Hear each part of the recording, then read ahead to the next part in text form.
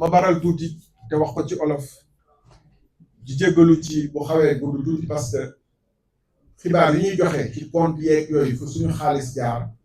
moom moo waral faw ñu bennal ko ngir mbokk yëpp mun ci jot mun a xam nan la demee parce que bu dul loolu weddikat yi nga xam ne dañu mun a weddi te ne yëg nañu lépp dinañu wax ni que mbir mi des na leer wala li ñuy wax du dëgg mais fàttali nag que coowul Azer bi Sénégalais yëpp xam nañu ëpp na attaque lu teg muy ñu koy coow di ci gërëm di ci sant benn journaliste di mag ci ñu bëri ci ñun bu yàgg nekk ci ay combat yu mel ni Adama Gaye maa ngi koy nuyu mu ngi ci réew ñu fexe ba mu génn réew mi ndax dafa am lu mu ci àddu woon bu bokkoon ci ñu njëkk a àddu ci dossier bi ñeneen ak ñeneen daj nañ ci lu ne mel ni Pape Mahawa Diouf maa ngi koy nuyu pour sargal fi mu nag ba ci Bachir Fofana bi ci bind ab téere boo xam ne démb la ko doon jébbal askan wi pour ñi ko soxla mun ci xam te jàpp naa ne téere bi lu mu ci wax dafa yaatu guddaay goo xam ne bu ma neewoon loolu rek mooy wane ni mbir mi mënuñu ko tënk ci lu gàtt ndax ñu bind ci téere moom waaye ñu jëm ci rek juxi ay mbir fàttali ni mbir mi mu ngi benn projet la boo xam ne contrat bu doxoon diggante Azer mi nga xam ne moom la ñu dénk lépp luy électrification rurale ak benn entreprise boo xam ne ñu ngi ko tuddee AO Power EPC nekk entreprise espagnole lu tax ñu di jox ko entreprise espagnole bi sans appel d'offre nag dafa fekk ni gouvernement Espagne moo nangu lebal gouvernement Sénégal xaalis te ku dox mbir moomu ba mu sotti nekk ab sénégalais bu ñuy tuddee Seydou Kane nekkoon ak AO Power Sénégal ndax offre spontanée dañu ne boo fexee ba indi xaalis bi indi ko ci ay yitte ay projet yoo xam ne soxal na gouvernement Sénégal muñ la ñu ko jox sans appel d'offre noonu la demee loolu moo ci dugal AO Power Sénégal mu nekkoon mu tolloon ci 148 millions d'euros téeméer ak ñeent fukki millions d'euros buñ ko xaymaa ci xaalisu Sénégal muy juróom-ñeent fukk ak benn million ñu teg maanaam presque juróom-ñeent fukk ak ñaari milliards juróom-ñeent fukk ak ñaari milliards de francs CFA. banque bu ñuy wax banque Santander moo ko leble woon moo tax da ngeen di dégg lu bëri ñuy tudd turu banque Santander gannaaw ba ko leblee ngir moom boo amee ay tolof mu xaalisam dellu si caisse espagnole de crédit à l'exportation moom moo ko assuré moom couvrir ko garantir ko ginnaaw bu état du Sénégal joxe garantie souveraine maanaam moom it garantie ni que bu xaalis bi naree réer ñun dinañ ko fay loolu moo ci dugal banque Santander bi ngeen nar a dégg ak CC muy caisse espagnole de crédit à l'exportation loolu moo leen ci dugal yéen a ngi fàttaliku dañu dox tuut projet bi ñu joxe avance de démarrage le 11 juin 2024 doon séntu xaalis bi liggéey bi démarré ndax bu ñu ko wax avance de démarrage surtout avance de démarrage boo xam ne ci ay milliards ay fukk ak juróom-ñetti milliards avance sur service sur dépense engagée ay fukk ak juróom-ñetti milliards bu ñu boolee ñaar yëpp muy à peu près fanweer ak juróom-ñaari milliards bu ñu joxee avance de démarrage ak avance sur dépense engagée da ngay séntu ni mbir mi dafa war a tàmbali teew te loolu la contrat bi tamit waxoon ne boo jotee avance de démarrage rek ci ëllëg si dañuy compter ci diirub weer war nga taxawal chantier yi ci juróomi région yi maanaam jënd na indi nga poto yi indi nga kii bi câble yi wut nga personnel yi liggéeykat yi indi nga say oto yooyu nga war a démarrer weer au plus tard donc xaalis boobu foofu la waroon dem ci weer au plus tard contrat nag mooy lu ñu signé ku nekk engagé waroo tegg yoon bi boo ko teggee rek def nga fa donc moo taxoon ñu joxe avance de démarrage ñun ba ñuy commencé di àddu ci mbir mi ëppoon na tollu woon na ci at ndax yéen a ngi fàttaliku le 12 juin 2025 pour la première fois la bindoon question écrite waaye jëpp leen ko muy 1 an waaye bala loolu maa ngi doon wax ci mbir mi coow yi bëri lu ñuy wax clameur publique mu bëri gouvernement Sénégal mel ni moom yëgalu ko yaramam ñu ne kon bokk nañu dem yóbbu mbir mi ci fa mbaxane nekkee benn ñu ne nañu njëkkee ci Sénégal moo taxoon le 16 octobre 2025 demoon naa ànd ak samay naatangoo yu nekk ci biir parti bi ñu dem déposer ci pôle judiciaire financier benn plainte waaye yemuñu ci ndax tamit xam nañu yoonu Sénégal bu ko neexee gaaw bu ko neexee yéex bu ko neexee dal ci koo xam ne lu mu def leerul comme Pape Malick Ndour di ko pamti te gëm ay bëtam ci ay milliards yoo xam ne ñu ngi koy coow booba léegi te waruñu leen woon sax yee man waruma woon sax dans un pays normal dem déposer plainte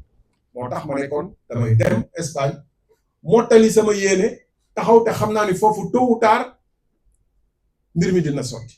mu nar a nekk gàcce nag ci Sénégal bu fekkee ne xaalisu Sénégal waroon dem ay ñu nekk ci à travers le Sénégal fële ci biiru Cilmaxa département de Kébémer département de Louga département de Linguère et cetera Kaffrine Tambacounda ginnaaw Banda Fass yi et cetera dem nañu ay dëkk yu bëri yu wuute xaalis bi waroon dem foofu courant bi waroon dem foofu ñoom yëngatuwuñu espagnol yi njëkk leen yëngatu njëkk leen wax loolu gàcce la doon waxoon nañ ko waxaat nañ ko te loolu moo xew parce que ñun bu ñu déposé 15 octobre 16 octobre may 3 mois dem déposé Espagne beneen plainte ñu bëri ñu doon rek ne dañu am temps dañu am jot waaye nguuru Espagne gouvernement Espagne excusez-moi justice Espagne ba ñu déposé plainte bi dañu tontu ci saasi ne këyit yi ngeen ñu jébbal yi wane na ni am na lu xew te ñun on est compétent maanaam dinañu jël mbir mi liggéey ci weer nee ñu dinañu laaj banque bi nga xam ne moom moo jox entreprise bi xaalis nañu jox lépp lu mu xam ci mbir mi waxoon naa ko fii ci conférence de presse ne dinañ laaj entreprise bi aussi may leen app ñoom ñëpp ñu war ñu tontu banque bi tontu na entreprise bi moom AEPAO EPC lank na ni ne du tontu dafa réer sax d'ailleurs ne mes kenn xamul fu mu ne après banque bi ki justice Espagne bindaat ko lettre mooy mettre def ko mise en demeure fi ñu nar a dem nag bu tontuwul bi yoon mooy bind banque yi nga xam ne foofu la yor compte am yi laaj leen te peut-être lancer mandat d'arrêt contre moom parce que li muy def nii mooy soupçonné nañu ko dafa réer ak suñu xaalis te moom taxawaayam bii day wane ni que mu ngi làqatu am na lu muy ragal donc lan la ñu jëlee Espagne lii may leen du nar a wax nii du banque bi moo ñu ko jox ndax banque bi dañuy leer xam nga suñu gars yi fii léeg-léeg ñu ne banque bi ñoo leen jox diw moo leen jox information nangam di sos rek parce que wax ñu ñu ko waxe defaat ay werante yoo xam ne teguñu ko fenn ci seeni sos mais nag banque joxuñu kii bi wane naa ci sama tube bi ku ko bëgg tamit naa la bu jébbal lettre bi nga xam ne moo dox suñu digganteeg juge espagnol bi te jaar suñu avocat pour jox ñu jébbal ñu kayit yi wax ñu nag bu leen joxe ay numéro compte jàmbur bu leen joxe ay identité bancaire jàmbur waaye mun ngeen joxe yeneen xibaar yëpp ci kaw loolu la ñu am sañ-sañ jàkkaarloo ko yéen te di leen jox jébbal xibaar yi nii waaye justice espagnole moo gën a gaaw gën a farlu gën a taxaw que suñu justice réew lu soxal suñu alalu réew ak suñu population réew moo tax bu ñu fi wax ñu fi wax ay dama am confiance à la justice moi j'ai pas confiance aveuglément à la justice jamais donc lan moo xew may fàttali xaalis bi ñu ngi koy dugal ci compte AEPAO à Banque Santander ñu ngi ko jébbal compte AEPAO EPC bu ñu ubbi ci foofu ci Banque Santander le 11 juin 2024 bala loolu le 10 juin ñaata moo nekkoon ci compte AEPAO EPC ci banque bi 22 020 € maanaam ñaar fukk ak ñaari junni euro bu ñu ko xaymaa ci franc CFA léegi damay wax ci CFA ngeen jéggal ma mais am naa chiffre yi ci euro bu ñu ko xaymaa ci franc CFA ci compte AEPAO EPC 14 400 000 francs CFA moo ci nekk maanaam presque piquet ci entreprise bu ñu toll ñu nar ko jox ay milliards ñu woon ci 14 millions donc lépp lu fi dépensé ci suñu xaalis la waaw ci le 11 juin ñu jox ko alal ju takku muy 37 milliards yi ma nar a wax te mu demee nii avance de démarrage muy à peu près ci franc CFA 18 milliards 400 millions fukk ak juróom-ñett ak ñeenti téeméer fukk ak juróom-ñetti milliards ñeenti téeméeri millions ngeen ma maye demee moom ko directement avec français 18 milliards 400 millions de francs CFA. Avance pour dépenses engagées à peu près 15 milliards 300 millions de francs CFA.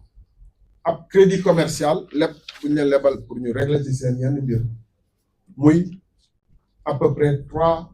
milliards 100 millions de francs CFA. bu ñu boolee lépp lu ñu jot ci bis boobu le 11 juin 2024 mu ngi toll ci 36 milliards 700 millions de francs CFA moom la ñuy wax à peu près 37 milliards yi ñuy wax boobu ba léegi. donc comme ni ma leen ko waxee léegi ci 14 millions de francs CFA moo nekkoon ci compte am le 10 le 11 lu tolloog 37 milliards dugg ci compte fan la xaalis boobu 37 milliards yooyu fan la xaalis boobu jaar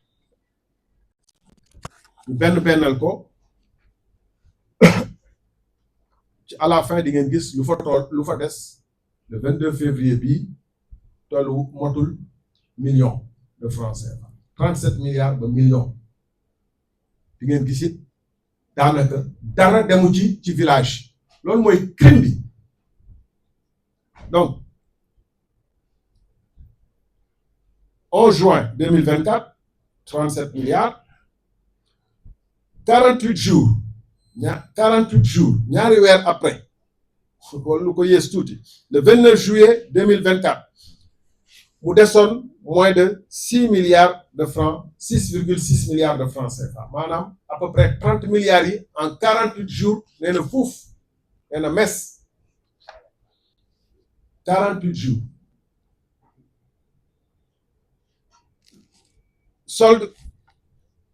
solde au 27 février 2026 weer yi ñu weesu près de 2 ans après 1346 euros muy environ 883 000 francs CFA maanaam ci diggante 11 juin 2024 ba 26 février bi compte bi jóge na ci 37 milliards mu ngi ci 883 000 francs CFA xaalis bi nee na mes ci diir googu amul fenn fu chantier boo xam ne xaalis bi moo ko financé tàmbale fii ci Sénégal amul parce que dinañu retracer xaalis bi gis ni amul fenn bu ci dem ci affaire xanaa bu dem ci benn entreprise bu ñuy wax Dakar Energy Project te loolu à peu près 690 millions loolu rek moo ci dem ci lu nuróo fii ci Sénégal ci luy liggéeyee électricité muy lu dem ci Dakar Energy Project SUARL à peu près 690 millions de francs CFA fan la xaalis bi dem documents yi nga xam ne dañ ko jël yor nañu ay centaines de mouvements ay virements yu dul jeex ay centaines gis naa ko man nii suñu ay spécialistes de finance liggéey ci xool ndax amul ay doublons ndax du extra ndax lépp c'est authentique utiliser ay jumtuwaay ñoom ñu nekk ci Europe pour xam bu ci nekk ndax effectivement nekk na ak fan la jaar ñu ne ñu ba ñu defee liggéey boobu yëpp dafa am benn pàcc bi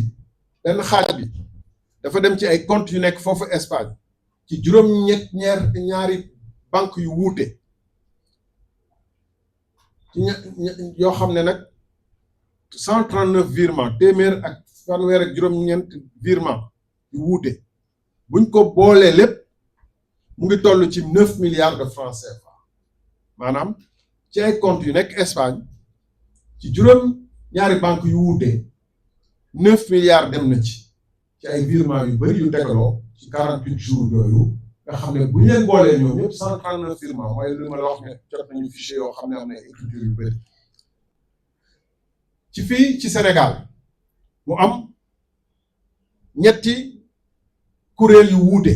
entreprise yu wuute bu ñu sañee wax entreprise yu wuute benn bi ci njëkk mooy Sonac. Sonac moom jot na 5,1 milliards de francs CFA au total. AO Power SUARL dafa créé woon beneen entreprise AO Power SUARL 1,2 milliard de francs CFA. Et Dakar Energy Project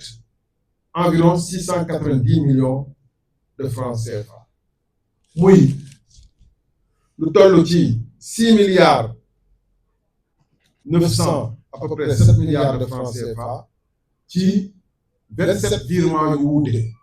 la ñetti entité yi jot alal ji ma wax ni à peu près 7 milliards. beneen xaaj bi fan la dem Chine xaalis bu ngi dem ci kenn kuy jaay ay câble électrique mu ngi toll ci 716 millions de francs CFA te loolu it yàggul lu mu am jort nañu ni loolu du sax pour électrifier gouvernement ci Sénégal fii li ci des fan la dem toog leen bu baax ngeen déglu teewlu leen bu baax ngeen déglu Côte d'Ivoire xaalis boobu dem Côte d'Ivoire sax dafa jaar pour un projet qui aurait dû être en phase terminale ne connaissait que des obstacles faciles à lever alors qu'il n'avait quasiment pas démarré. L'actuel Premier ministre, alors secrétaire général du gouvernement, a recevé la Banque Santander le 26 décembre 2024. La Banque Santander et CSC d'ailleurs, l'entreprise espagnole de crédit. Et face aux informations que AO Power EPC refusait de justifier l'utilisation de l'argent qui était probablement en train de disparaître, l'actuel Premier ministre, ancien secrétaire général du gouvernement, n'a rien fait entreprendre que l'on sache et s'est préoccupé à obtenir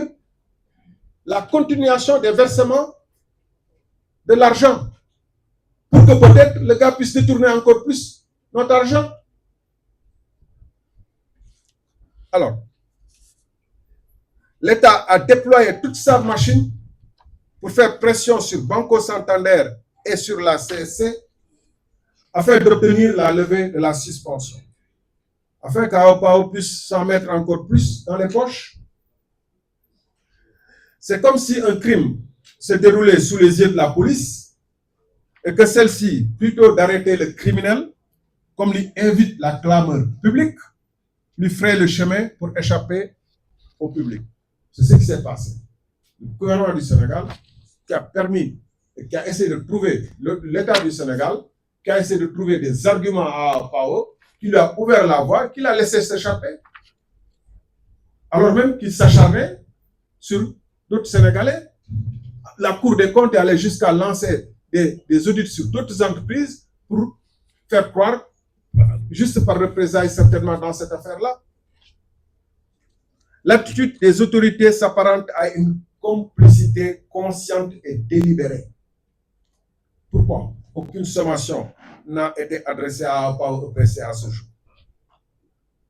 Pourquoi, en dépit de l'absence constatée de chantier, aucune mise en demeure n'a-t-elle été signifiée 2 ans après?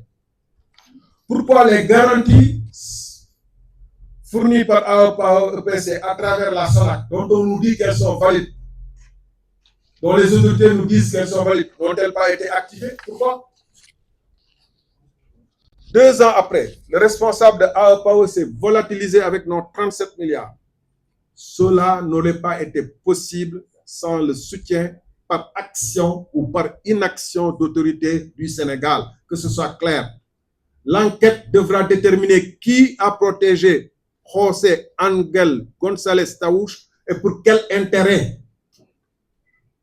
Parce que l'argent a disparu et il n'a pas disparu pour tout le monde. Parce qu'il y a des rumeurs qui circulent. Parce qu'on a entendu ici des noms qui ont été cités. C'est pourquoi Adama Gaye est parti. Parce qu'on a entendu des gens dire ici, Boudéa Taï. Parce qu'on sait que cet argent n'est pas perdu pour tout le monde. Et parce que ce qui se passe est inadmissible dans un pays où on a pris le pape Malick Ndour, on laissait sans avoir des éléments plus clairs que ce qu'on est en train de donner ici. Pourquoi ils n'osent pas arrêter José? Fan la leen téye.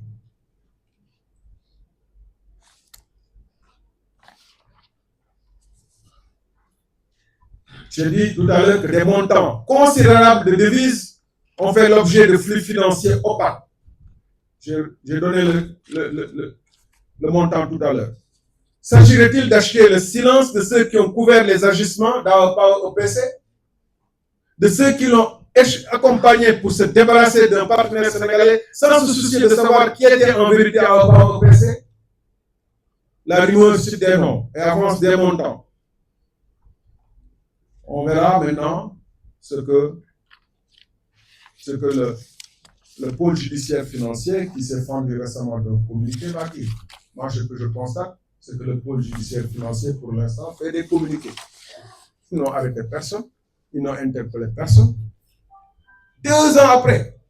c'est les Espagnols, c'est grâce aux Espagnols. 3 mois après avoir saisi la justice espagnole qu'on peut avoir les éléments d'information que je vais vous délivrer. C'est pas sérieux. C'est l'argent des Sénégalais. Ça se passe au Sénégal, ça ne se passe pas en Espagne. Pourquoi l'Espagne est-elle plus prompte? Et nous avons eu raison de faire plus confiance à la justice espagnole. C'est dommage de le dire. Souverainisme là, ça doit se montrer. Voilà ce que je voulais dire. Je vais le répéter en wolof et peut-être que ce sera plus clair pour nous tous.